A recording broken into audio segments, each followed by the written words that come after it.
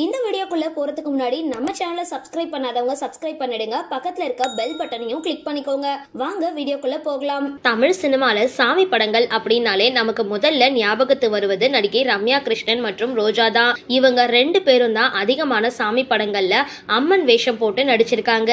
அப்படி கடந்த 2000 ஆண்டு திரையரங்குல வெளியாகி மக்கள் கிட்ட நல்ல வரவேற்பை பெற்ற திரைப்படம் தான் பொட்டம்மன். இந்த படத்துல வில்லன் கதாபாத்திரத்துல நடிச்சு 90s கிட்ஸ்களை பயத்துல நடுங்க வச்சவர் தான் நடிகர் சுரேஷ் கிருஷ்ணா. தன்னுடைய நடிப்பின் உச்சபட்ச திறமையை வெளிப்படுத்தி சுரேஷ் கிருஷ்ணா வில்லன் சாமியாரா நடிச்சு பலரையும் பதற வச்சிருப்பாரு. பொதுவாகவே வில்லன்களை பார்த்தாலே பலருக்கும் கோபம் வரும். ஆனா இந்த வில்லனை பார்த்தா மட்டும் சின்னவங்கல இருந்து பெரியவங்க வரைக்கும் நடுநடுங்கி போவாங்க. அந்த அளவுக்கு உருவத்திலையும் நடிப்புலையும் கொடூரத்தனத்தை காட்டினவர் தான் சுரேஷ் கிருஷ்ணா. மலையாளத்துல மிகப்பெரிய நடிகராகவும் தயாரிப்பாளராகவும் இருந்துட்டு வராரு. இவர் சில தமிழ் சீரியல்கள்லயும் நடிச்சிருக்காரு. பொட்டம்மன் திரைப்படத்துல வித்தியாசமான உருவத்துல நடிச்சிருந்த இவரோட உண்மை முகம் யாருக்குமே தெரிஞ்சிருக்க வாய்ப்பு கிடையாது.